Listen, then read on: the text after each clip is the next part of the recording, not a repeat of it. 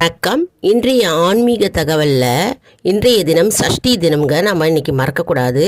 அதாவது குழந்தை இல்லாதவர்கள் இன்றைக்கி முருகப்பெருமானை நினைத்து திருப்புகழ் மற்றும் கந்தசஷ்டி கவசத்தை படித்து வந்தால் அவர்களுக்கு குழந்தை பாக்கியம் கிட்டும் என்பது ஐதீகம்.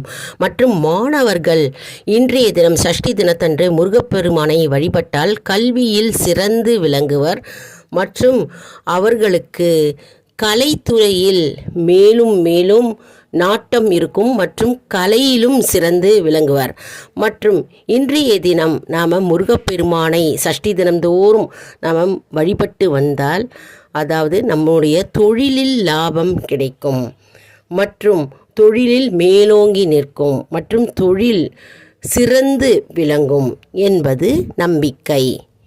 மேலும் இன்றைய தினத்தன்று நம்ம வேல்மாறல் மகா மந்திரத்தை நம்ம படித்து வந்தால் நம்முடைய பிரச்சனைகள் தீர்ந்து போகும்.